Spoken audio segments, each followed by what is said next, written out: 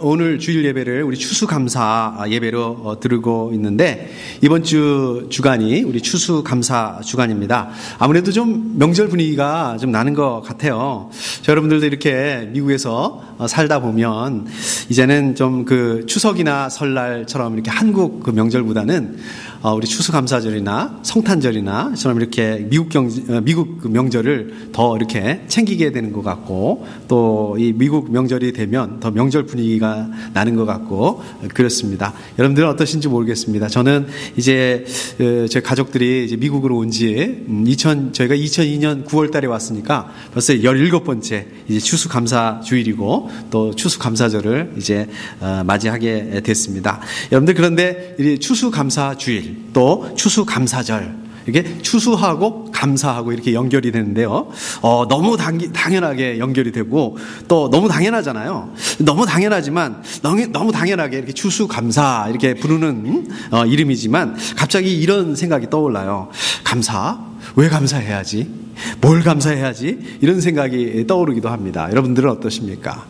그렇다 보면 갑자기 내가 이래 해서 감사하다, 또 이것 때문에 감사하다, 이런 답이 얼른 떠오르지가 않습니다. 여러분들, 왜 감사해야 될까요? 추수감사주일이니까. 무엇을 감사해야 될까요? 우리 성경에서는 왜 우리가 감사해야 된다라고 말씀하고 있고, 성경에서는 뭘 감사해야 된다라고 말씀하고 있는지, 오늘 말씀을 통해서, 오늘 말씀 사실 굉장히 저도 좋아하는 말씀인데 여러 가지 굉장히 좋은 말씀 많이 나오지만 여기다가 좀 포커스를 맞춰서, 우리 감사주일이니까 우리 감사에다가 좀 포커스를 맞춰서 우리 말씀을 나눠보도록 하겠습니다. 저와 여러분들이 읽지는 않았지만, 같이 읽지는 않았지만, 오늘 말씀보다 조금 앞쪽으로 가보면 5절로 가보면 5절부터 11절까지 무슨 내용들이 나와 있냐면, 우리가 이제 예수 믿고 그리스도인으로서 살아가면서 이제 버려야 될 그 옛사람의 성품들, 버려야 될 옛사람들의 행실들에 대해서 말씀하고 있습니다. 그러니까 그게 우리가 버려야 될 것이 뭐냐면 음행이라든지 정욕이라든지 악한 욕망이라든지 탐욕, 그 다음에 서로에게 거짓말하는 거, 이런 거는 버려야 된다. 이런 거는 우리가 그리스도인으로서 반드시 하지 말아야 된다. 이 부분들에 대해서 말씀하고 있습니다. 자, 그러면 그런 것들 하지 말고 그 대신에 우리가 그리스도인으로서, 이제 예수를 믿는 사람으로서 해야 할 것이 뭐 있느냐, 어떤 인격을 가져야 되느냐, 그 말씀이 바로 오늘 12절 말씀에서 얘기하고 있습니다. 동정심, 친절함, 겸손함, 온유함, 오래 참음, 이런 것들을, 이런 인격들을 이제 마치 옷을 입는 것처럼 입어라 라고 이렇게 얘기를 하고 있습니다. 그리고 이어서 이제 13절부터 다시 나오는 말씀이, 우리가 이제 그리스도인으로서, 예수 믿는 사람으로서 실천하고 이렇게 살아라 라고 얘기하는 부분인데, 길지만 제가 이렇게 간단하게 요약을 하면, 먼저 용서하라는 거예요. 두 번째로 사랑하라는 거예요. 세 번째로 감사하라는 거예요. 네 번째로 예수 그리스도가 중심이 되는 그런 삶을 살아야 된다. 그러니까 우리가 그리스도인으로서 이런 삶을 살아야 되는데, 그 중에서 저는 다 다룰 수는 없고 포커스를 감사한다, 우리가 감사하는 삶을 살아야 된다라는 말씀하고 있는데, 그 부분에 대해서 이제 말씀을 나눠보도록 하겠습니다. 자, 그러면 저와 여러분들이 왜 감사하는 삶을 살아야 될까요? 왜 우리는 감사해야 될까요? 결론부터 말씀드리자면 12절에 하나님의 택하심을 입은 사랑받는 거룩한 사람들이기 때문에 우리는 감사하는 삶을 살아야 된다는 말씀입니다. 자, 하나님의 택하심을 입은, 이 말씀으로 이렇게 시작을 하고 있는데, 하나님의 택하심을 입은 이 말씀 무슨 뜻이냐면, 우리가 성경에 보면 하나님께서 아브라함을 선택하시는 그런 말씀이 나옵니다. 하나님께서 아브라함을 선택하실 때 이렇게 보면 하나님께서 아브라함을 일방적으로 선택하시고 부르신 거지, 아브라함이 믿음이 좋아가지고 아브라함이 먼저 하나님을 자기가 선택을 해서 그런 게 아니라는 말씀입니다. 마찬가지로 저와 여러분들이 믿음이 좋아서 하나님께서 저와 여러분들을 이렇게 선택한 그런 것이 아니라, 하나님께서 저와 여러분들을 일방적으로 선택해 주셨다는 것입니다. 여러분들 잘 아시죠? 하나님께서 아브라함을 선택한 것은, 그것은 하나님의 은혜, 인 것처럼 마찬가지로 하나님께서 저와 여러분들을 선택하신 것은 그냥 하나님의 은혜라는 것입니다. 이게 왜 하나님의 은혜냐? 한번 생각을 한번 해보십시오. 여러분들 우리가 생각을 해보면 우리 사람들이 사람들을 선택을 할 때 우리 사람들이 사람들을 이렇게 택을 할 때 보면 기왕이면 어떤 사람을 선택합니까? 기왕이면 잘난 사람을 선택하는 경우가 많습니다. 기왕이면 능력 있는 사람을 선택하는 경우가 많습니다. 우리 그렇잖아요. 이 사장님이 우리 비즈니스 운영하시는 분들 계시지만 우리 직원을 뽑을 때 어떻습니까? 기왕이면 일 잘하는 사람, 기왕이면 힘센 사람, 기왕이면 능력 있는 사람, 이런 사람들을 뽑는다는 거예요. 또 조건이 좋은 조건을 가지고 있는 사람들을 뽑는다는 것입니다. 우리 한번 생각해 보십시오. 지금 너무 오래돼가지고 잊어버리셨을 수도 있는데 우리 결혼하실 때 남편감을 고를 때 또 우리 아내감을 고를 때 어떤 사람을 뽑았습니까? 기왕이면 좀 잘생긴 사람, 기왕이면 좀 예쁜 사람, 기왕이면 좀 능력 있는 사람, 기왕이면 좀 집안이 좋고 또 직업도 괜찮은 사람, 우리가 이런 사람들을 이렇게 찾지 않으셨습니까? 그렇게 찾았는데 어떻게 하다 보니까 순간의 선택이 평생을 좌우한다고 그 순간의 선택 때문에 이렇게 그냥 살고 계시죠. 자, 또 그게 뭐 또 한이 맺혀가지고 우리 애들한테는 좀 제대로 좀 결혼을 시켜야겠다 해서 우리 아이들 사윗감, 우리 아이들 또 며느리감 볼 때 어떻습니까? 더 많이 보는 것 같아요. 직업이 안정적인 직업을 가지고 있는지, 또 부모님은 어떤 분들인지. 제가 어렸을 때 그런 얘기 많이 들었잖아요. 어르신들이 보면 아버지 뭐 하시는 분이시니? 이런 얘기 많이 물어보셨어요. 그걸 왜 물어보나? 이제 그런 생각을 많이 했는데 제가 그 나이가 되다 보니까 이제 좀 그 뜻이 무슨 뜻인지 알겠더라고요. 어떤 부모님이 어떤 사람인지 우리가 이런 걸 보게 된다는 거죠. 이게 우리 사람으로서는 굉장히 당연한 일 아니겠습니까? 이게 잘못됐다는 것이 아니라 우리 사람들은 그렇다는 거예요. 또 우리 사람들은 어떻습니까? 먼저 누군가가 자기를 알아주고 찾아오는 경우, 그런 경우를 가까이 하는 그런 사람들한테 특별히 더 가까이 하는 경우가 많습니다. 이상하게 내가 먼저 다른 사람들을 좀 알아주고 높여주고 다가가고 그게 쉽지가 않습니다. 왜 그런지 모르겠어요. 아마 그렇게 하면 좀 내가 그 사람보다 못하다 이렇게 생각해서 그런지 모르겠는데 반대로 사람들이 좀 이렇게 나를 좀 알아주고 관심을 가져주고 말을 거저주고 또 먼저 다가와주고 그래야지 우리가 그 사람들에게 더 마음을 열고 다가가는 경우가 많은 것 같습니다. 그러나 우리가 성경을 보게 되면 이스라엘 백성들이 하나님을 알지 못했을 때, 또 이스라엘 백성들이 하나님을 찾지 않았을 때 하나님께서 먼저 이스라엘 백성을 찾아가셨다라고 이렇게 말씀하고 있습니다. 고린도전서 1장 26절 말씀을 보게 되면 제가 한번 읽어보겠습니다. 형제자매 여러분이 부르심을 받을 때에 그 처지가 어떠했는지 생각해 보십시오. 육신의 기준으로 보아서 지혜 있는 사람이 많지 않고 권력 있는 사람이 많지 않고 가문이 훌륭한 사람이 많지 않았습니다. 이렇게 말씀하고 있습니다. 저 여러분들이 이 세상적으로 강하고 잘났기 때문에 하나님께서 저 여러분들을 택해 주신 게 아니라는 거예요. 선택해 주신 게 아니라는 거예요. 오히려 세상적인 기준으로 봤을 때 저 여러분들 어떻습니까? 세상적으로 약하고 못나고 아프고 이런 사람들이었다는 것입니다. 그러나 하나님께서 저 여러분들을 그러한 저와 여러분들을 선택해 주셨다. 택해 주셨다. 저 여러분들이 하나님을 먼저 알고요. 저 여러분들이 먼저 하나님을 찾아가고요. 그런 것 같지만 그게 아니라 하나님께서 오히려 저와 여러분들을 아시고 찾아와 주시고 불러주시기 때문에 우리가 하나님의 자녀가 됐다 이렇게 말씀하고 있는 것입니다. 요한복음 15장 16절 말씀을 보면 이렇게 말씀하고 있습니다. 예수님께서 제자들에게 이렇게 말씀하시는 거죠. 너희가 나를 택한 것이 아니라 내가 너희를 택하여 세운 것이다 이렇게 말씀하고 있습니다. 여러분들 기억하실지 모르겠지만 제 기억으로는 제가 한국에 있었을 때니까 아마 2000년대 초반이었던 것 같아요. 어떤 장관이 있었는데요.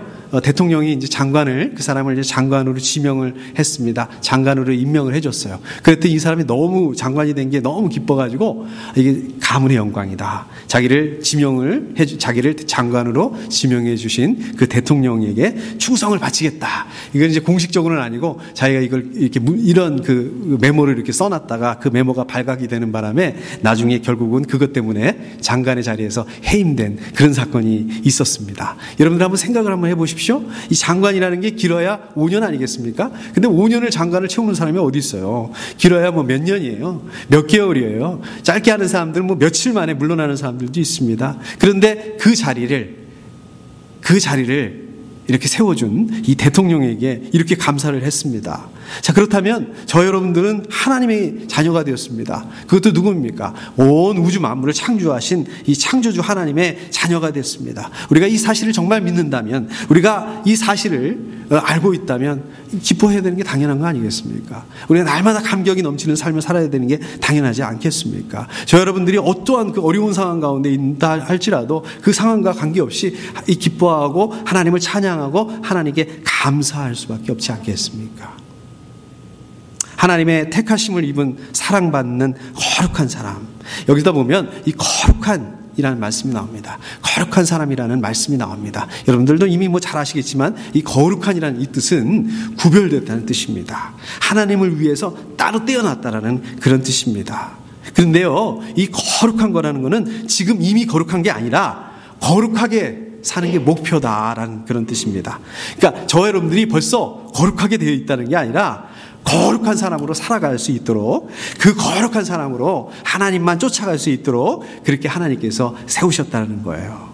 그러니까 저 여러분들이 거룩해서 하나님께서 저 여러분들을 선택한 것이 아니라 저 여러분들을 구별한 것이 아니라 저 여러분들이 세상과 다르게 좀 세상 사람들이 생각하는 거하고는 다른 생각을 할 수 있도록, 그렇게 살아갈 수 있도록 하나님께서 택하셨다는 그 말씀입니다. 계속해서 보면 하나님의 택하심을 입은 사랑받는, 이렇게 말씀하고 있어요. 여기 보면 사랑받는 이렇게 얘기하고 있죠. 사랑받는, 누가 누구를 사랑한다는 거예요. 하나님이 저희를 사랑한다는 거예요. 이게 하나님의 마음입니다. 요즘에는 하도 이게 사는 게 쉽지가 않으니까 자꾸만 자존감이 없어지는 것 같아요. 내가 나를 생각을 할 때도 나는 물론 뭐 그렇게 말하지 않고 우리가 그렇게 생각하지 않지만 마음 깊은 곳에 나는 별거 아닌 존재다. 나는 좀 하찮은 존재다. 나는 늘 갑이 아니라 나는 늘 을이다. 이런 생각들을 좀 많이 마음속에 가지고 있는지도 모르겠습니다. 지난주일도 우리 미국 교회 목사님 제가 그 카톡방에 올려놨는데 보셨는지 모르겠습니다. 뭐 결과는 잘 됐지만 렌트비 깎아달라고 이렇게 부탁해야 되고 눈치 봐야 되고 전전긍긍해야 되고, 그러나 오늘 말씀에 보면 여러분들 이렇게 다른 사람들 눈치 보고 다른 사람들한테 부탁하고 사정하고 그런 존재가 아니라는 것입니다. 여러분들 자신을 그렇게 생각하는 것처럼 그렇지가 않다라는 거예요. 여러분들은 누구라고 말씀하고 있습니까? 하나님께서 사랑하는 존재다 말씀하고 있습니다. 하나님께서 사랑하시는데 어느 정도 사랑하시냐면 그냥 말로 끝나는 게 아니라 하나님께서 여러분들 자녀 삼으시기 위해서 예수 그리스도께서 십자가에서 죽으시기까지 하신, 이렇게 사랑하시는 하나님의 사랑하는 자녀라고 말씀하고 있습니다. 그렇기 때문에 우리는 감사할 수밖에 없어요. 자, 그 다음에 계속해서 보면 동정심과 친절함과 겸손함과 온유함과 오래 참음을 옷 입듯이 입으십시오. 여기서 보면 동정심과 친절함과 겸손함과 온유함과 오래 참음, 이거는 좀 어떻습니까? 딱 이런 말씀을 들으면 이건 나한테 하는 말이네? 이런 생각이 드세요? 아니세요? 좀 나하고는 관계가 좀 먼 것 같아요. 예, 이거는 우리 예수님의 인격에 대해서 말씀하고 있는 거예요. 이 예수님의 인격을 옷 입듯이 입으라고 말씀하고 있습니다. 이게 무슨 말씀이냐면 예수님의 인격을 옷 입듯이 입으라는 것은 저 여러분들도 예수 그리스도를 본받는 그러한 인격적인 열매를 맺어야 된다는 말씀입니다. 여러분들 옷을 입는다 하면 어떤 생각이 드세요? 옷을 입는다 하면 옷을 입으면서 치장한다, 이런 생각도 들지만 사실은 그 너머에 그런 의미를 가지고 있습니다. 이 옷을 입는다는 것은요, 어떤 옷을 입느냐, 이거는 그 사람의 정신, 그 사람의 태도에 영향을 끼칠 수가 있다는 얘기예요. 예를 들어서 제가 이렇게 주일날 항상 양복을 입고 넥타이를 이렇게 맵니다. 사실 제 생각에는 제가 이렇게 꼭 넥타이를 주일날 양복을 입고 넥타이를 매야 될 그럴 필요는 없다고 생각을 합니다. 그러나 제가 이렇게 넥타이를 메고 양복을 입는 거는 이렇게 제가 옷을 단정하게 입을 때 이 옷이 저의 보이지는 않지만 제 생각과 제 태도에 영향을 줄 수 있다라고 생각을 하기 때문에 제가 이렇게 양복을 입고 넥타이를 메고 그렇게 하는 것입니다. 제가 지금도 기억이 나는데요. 제가 한국에 있을 때 예비군 훈련을 가거든요. 예비군 훈련을 가면은 우리 남자들은 다 아시다시피 군복을 입어요. 그러니까 옛날에 군대에서 입었던 그 군복을 다시 입습니다. 자, 그런데 참 이상하죠? 이 군복을 입으면요, 멀쩡한 사람들도 그 군대에 있었을 때 그 모습으로 다시 돌아가요. 그러니까 평소에 이렇게 양복을 입고 있을 때는 멀쩡한 사람들, 점잖은 사람들인데 군복만 입혀놓게 되면은 막 이상하게 바뀝니다. 그래가지고 그 여자들이 이렇게 지나가잖아요. 그럼 막 소리를 지르고 막 휘파람을 불고 난리가 아니에요. 결혼해서 자기 부인들도 있는데 왜 그러냐고요. 이게 뭐냐면 우리가 어떤 옷을 입고 있는가, 거기에 따라서 이 정신, 태도에 영향을 줄 수 있다는 겁니다. 반영을 한다는 것입니다. 결국은 여러분들이 동정심과 친절함과 겸손함과 온유함과 오래 참음을 옷 입듯이 입어야 된다. 이 말씀은 여러분들이 예수 그리스도를 본받아 살아가야 되는데, 그렇게 여러분들이 예수님을 본받아 살아가면서 마땅히 맺어야 되는 그런 인격적인 열매가 바로 이 예수님의 인격이라는 것입니다. 다시 한번 동정심과 친절함과 겸손함과 온유함과 오래 참음이라는 것입니다. 그렇기 때문에 여러분들이 감사해야 될 이유, 이걸 한마디로 말씀드리자면 여러분들은 그리스도인으로서 여러분들의 그 삶에서 예수 그리스도의 인격을 나타내기 위해서 감사해야 된다. 감사를 통해서 예수 그리스도의 인격을 나타낼 수 있어야 된다는 말씀입니다. 자, 그런가 하면 두 번째로 저 여러분들이 감사하는 삶을 살아야 되는 이유, 15절에 보면 그리스도의 평화가 여러분의 마음을 지배하게 하십시오. 그러니까 예수 그리스도의 평화가 바로 저와 여러분들의 마음을 지배하기 때문에 저 여러분들이 감사하는 삶을 살아야 된다는 것입니다. 요한복음 14장 27절에 보면 이제 예수님께서 십자가의 고난을 앞두시고 제자들에게 이렇게 말씀하십니다. 나는 내 평화를 너희에게 준다. 내가 너희에게 주는 평화는 세상이 주는 것과 같지 않다. 너희는 마음에 근심하지 말고 두려워하지 말아라. 자, 그러니까 이건 뭡니까? 예수님께서 이제 제자들에게 주시는 마지막 선물이에요. 마지막 선물인데 가장 최고의 선물이기도 합니다. 예수님께서 제자들에게 다른 거 주실 수 있으셨어요. 예를 들어서 오병이어와 같은 아주 그런 실질적인 선물. 좀 그런 것들 좀 주셨으면 좋겠는데. 우리 그 제자들한테 필요한 것들. 그렇죠?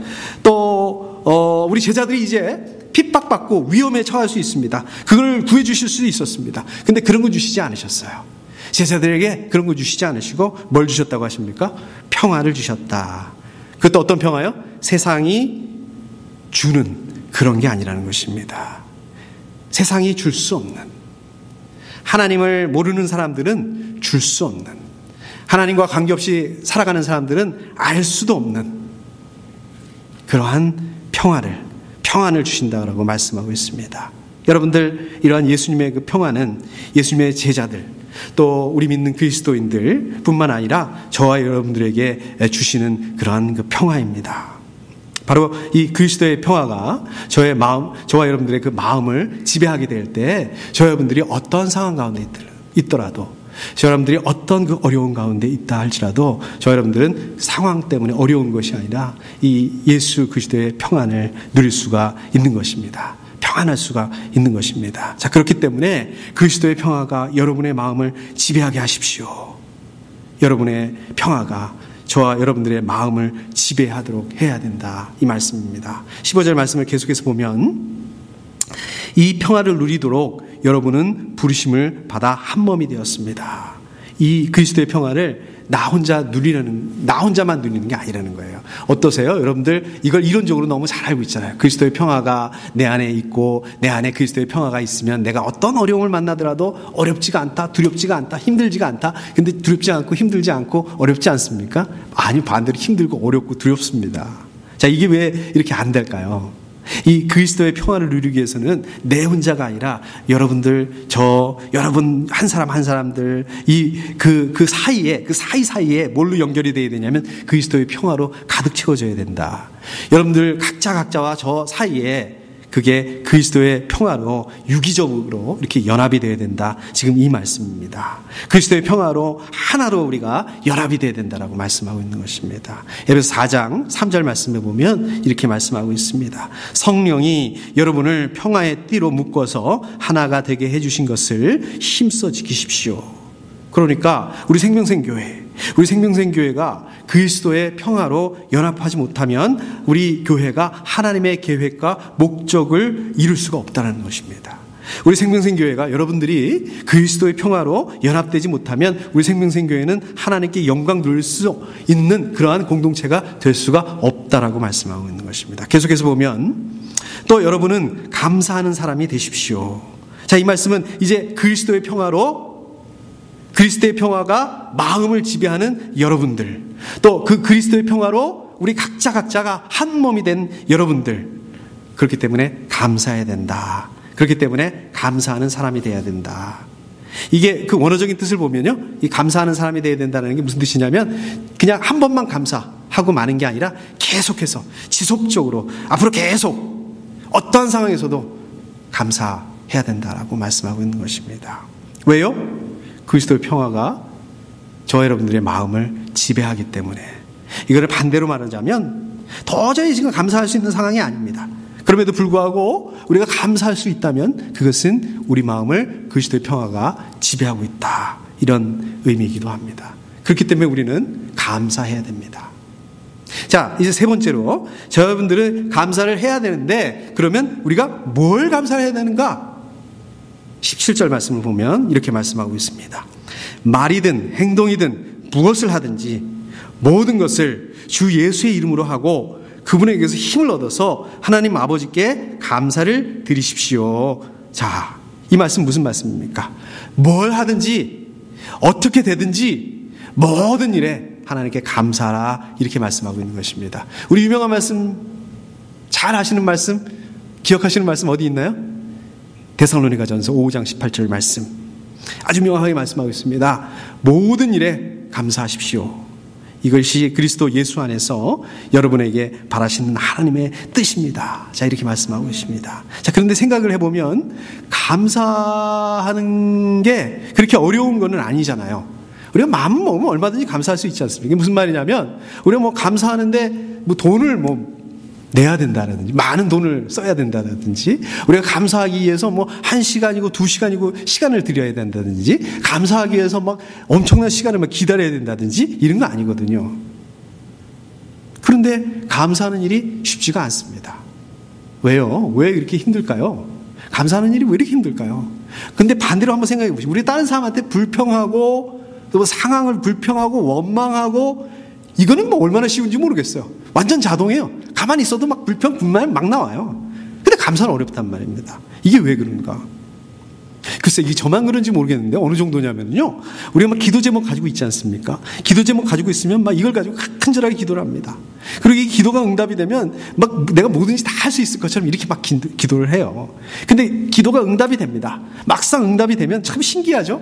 내가 언제 그랬냐는데 아주 깨끗하게, 아주 그냥 깔끔하게 다 잊어버려요. 하나님께 감사한다는 자체도 다 잊어버립니다.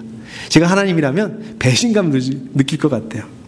근데 여러분들 왜 그런지 아세요? 이게 왜 이렇게 감사하기가 힘든지 아십니까? 왜 이렇게 우리가 감사가 잘 안 되는지 아세요? 이 작은 부분에 감사하지 않기 때문에 그렇습니다. 우리가 작은 부분에서 무감각하기 때문에 그렇습니다. 우리가 가까운 데서 감사하는 걸 찾지 못해서 그렇습니다. 여러분들 어떤 것들은 우리가 굉장히 당연하다고 여겨요. 이건 당연한 거야 라고 이렇게 생각할 수 있습니다. 그런데 이 당연한 거를 우리가 당연하지 않은 그 눈으로, 당연한 것을 당연하지 않다는 그 마음으로 바라볼 수 있어야 됩니다. 한번 생각해 보십시오. 여러분들이 숨 쉴 수 있다는 거, 이거 대단히 감사할 일입니다. 우리가 이렇게 말할 수 있다는 거, 이렇게 예배를 드릴 수 있다는 거, 이게 얼마나 감사한지 모르겠습니다. 어떨 때 우리가 슬프다는 거, 어떨 때 우리가 어려운 상황 가운데 있다는 거, 이거조차도 감사해야 된다는 거예요.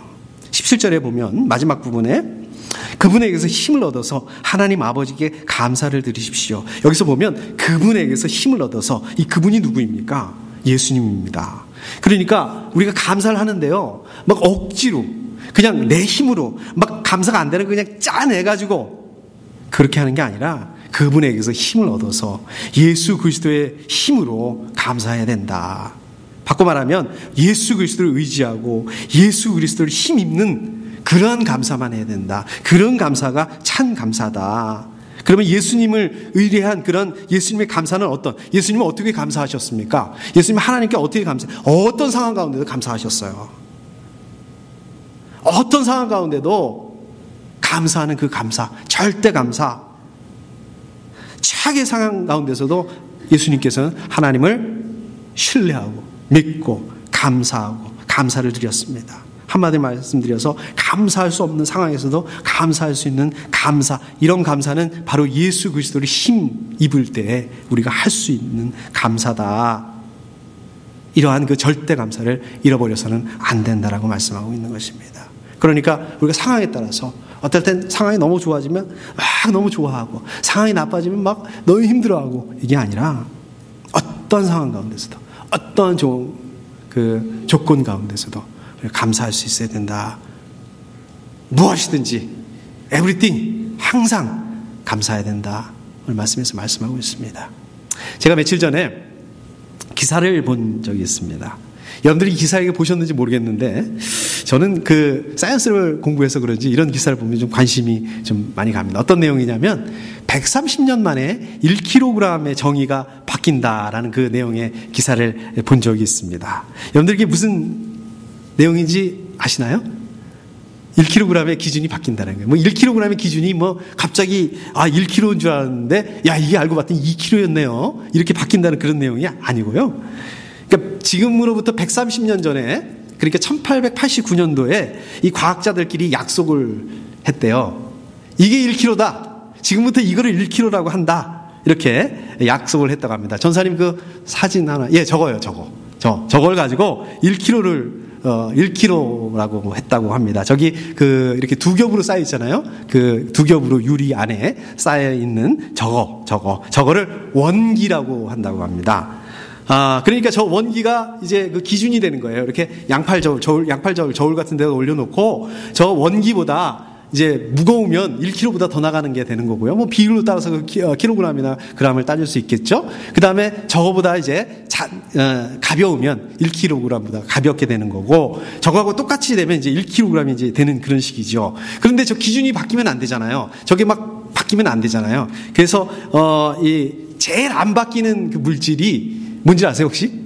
백금. 백금이 안 바뀐다며. 그래서 저게 90%가 백금이고요. 그 다음에 10% 정도는 이리듐이라는 그 금속을 이렇게 합금을 해서 만들었다고 합니다. 그래서 저렇게 그 유리 안에다 넣어서 100년을 넘게 보관을 해 왔다고 합니다. 그리고 또 저거 잊어버리면 안 되잖아요. 그래서 저기 이제 프랑스 파리에 있는 그 지하 금고에다가 넣어서 잘 보관을 했다고 합니다. 근데 저게 아무리 잘 보관을 한다 하더라도 이게 시간이 한 130년이라는 시간이 지나니까 아무리 공기를 차단하고 막아도 이제 공기가 들어가고 또 이물질이 묻기도 하고 먼지 같은 게 아무래도 묻기도 하고 이렇게 되다 보니까 저게 기준이 바뀌었대요. 저게 무게가 변했대요. 저게 바뀌면 안 되는데, 근데 변한 게 1kg가 2kg가 되고 이렇게 많이 변한 게 아니라 100만 분의 1g 100만 분의 1g이 가벼워졌다고 합니다.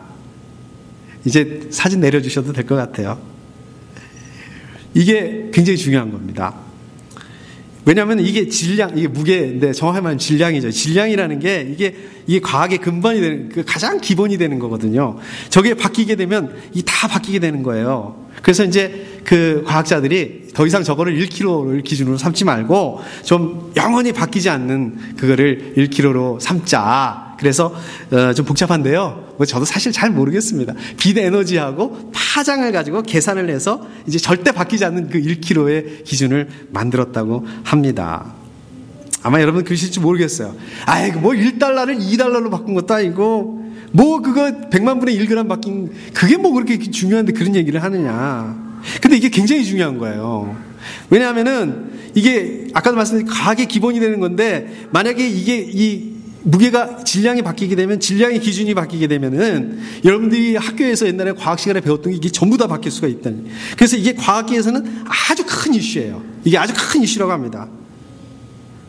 근데요, 자, 이 중요한 거를 왜 이 과학자들 자기들은 그렇게 난리를 치고 저렇게 이상하게 어려운 식을 만들어서 계산을 하고, 근데 우리는 왜 그걸 모르고 있을까요? 왜 들어본 적도 없을까요? 그나마 저처럼 조금 관심 있는 사람. 왜 그럴까요? 여러분들 바로 이겁니다. 여러분들 하나님은 어떤 분이세요? 온 우주 만물을 창조하시고 저 여러분들을 만드신 창조주 하나님이세요. 하나님께서 저 여러분들을 사랑하세요. 얼마나 사랑하시냐면 예수 그리스도께서 저 여러분들을 위해서 십자가에 죽으시기까지 그렇게 사랑하십니다. 여러분들 영생, 예수 그리스도를 믿지 않으면 영생을 얻을 수 없습니다.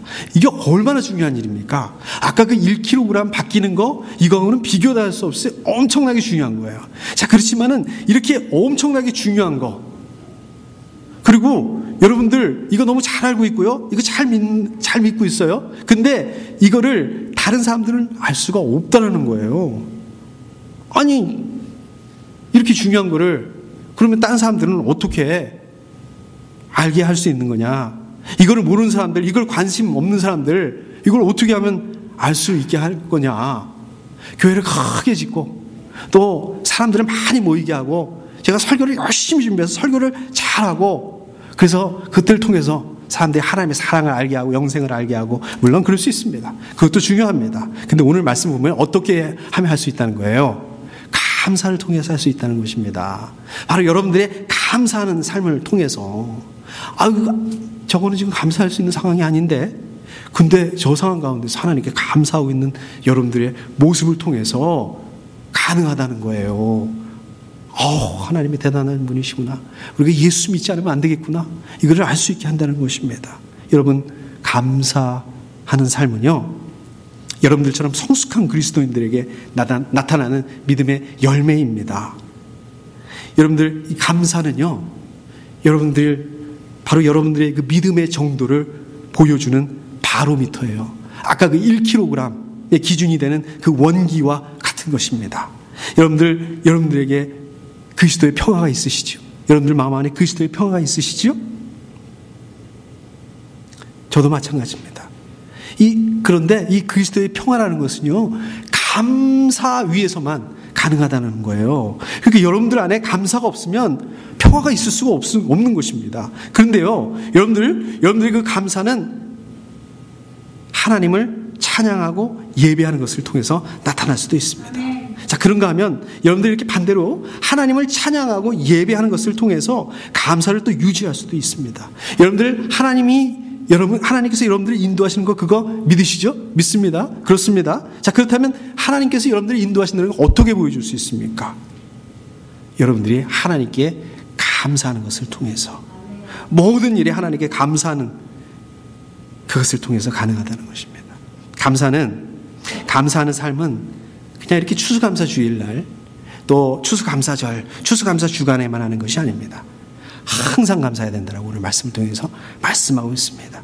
항상 우리는 감사하는 삶을 감당해야 된다고 말씀하고 있습니다. 어떤 상황이라도, 어떤 환경 속에서라도 감사해야 된다고 말씀하고 있습니다.